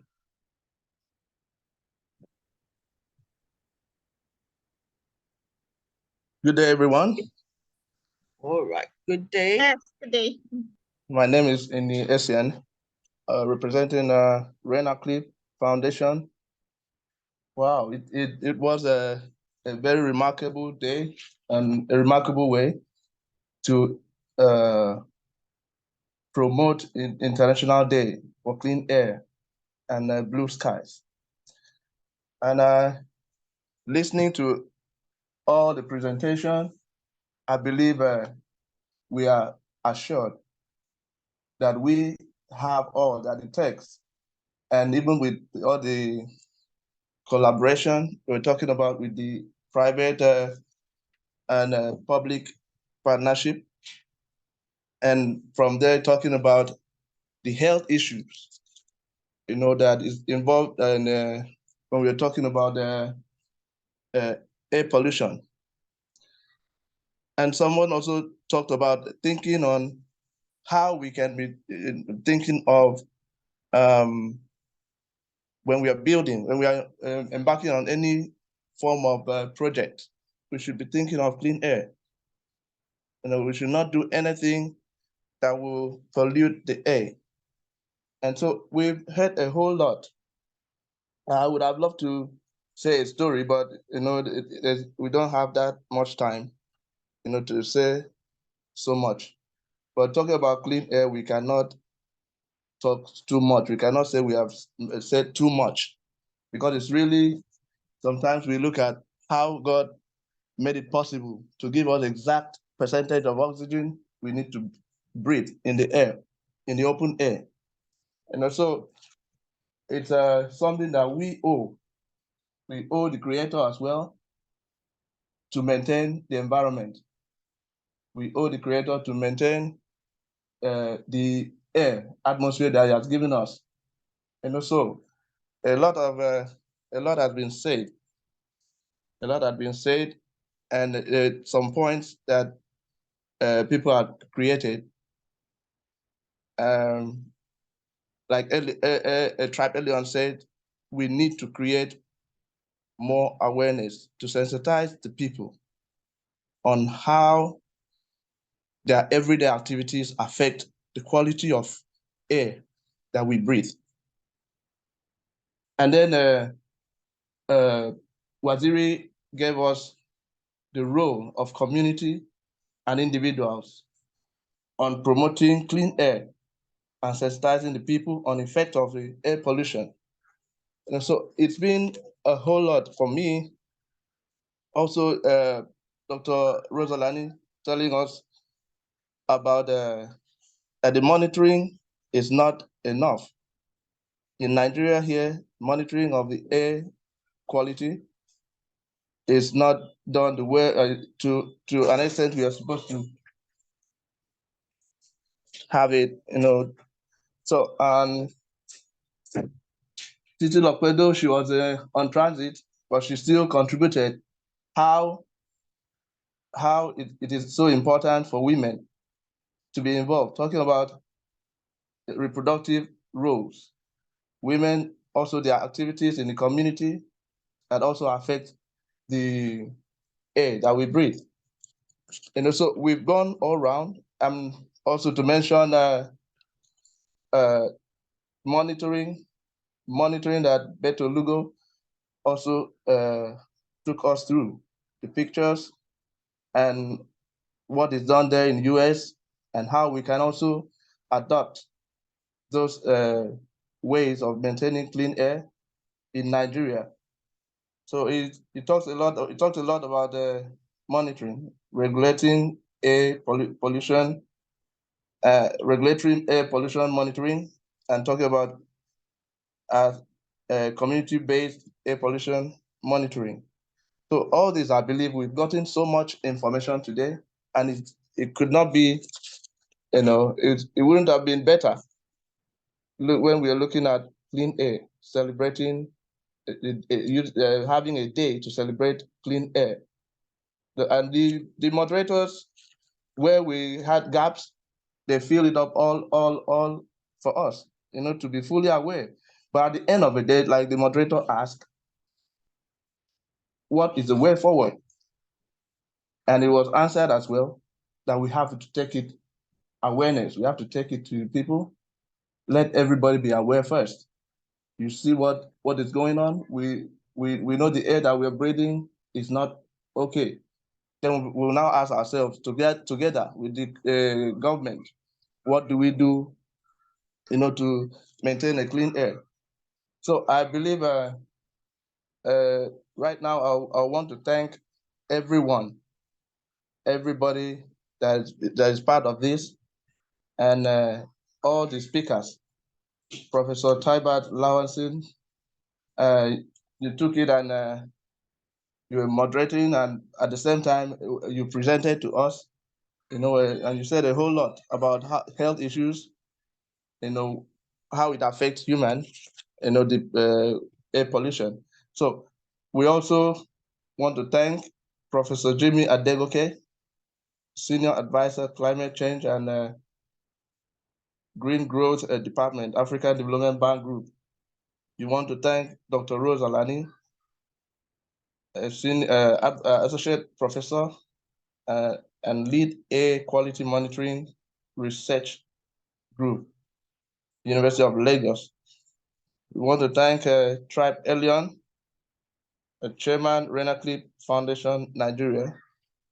We want to thank Fumi Eyetoibo, CEO of Pristine Ecoaqua, Nigeria.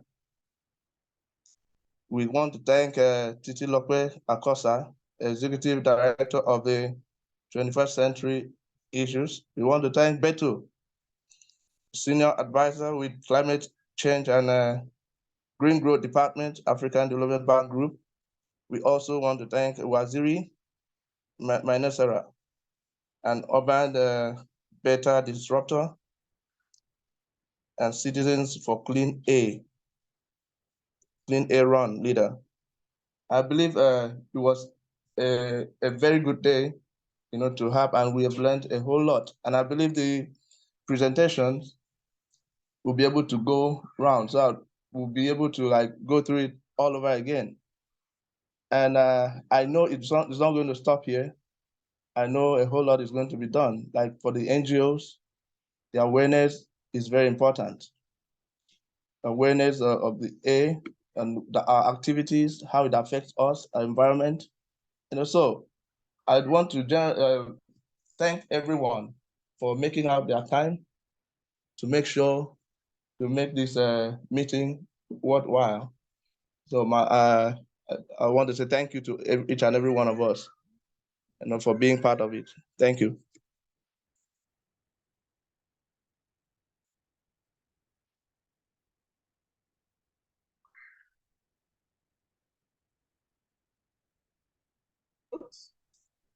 On this note, we'll be calling it a day. Further information about the September 19th events will be communicated to us via email, I am sure. Thank you everyone for staying all through. You all deserve a round of applause. Do have a good day. Bye. Thank you. Bye. Dr. Rose, well done. Titi, thank you, Prof. Congratulations. Well done, everyone. Professor Well Lawanson. done to everyone. Bye, everyone. Bye. Yeah. Bye.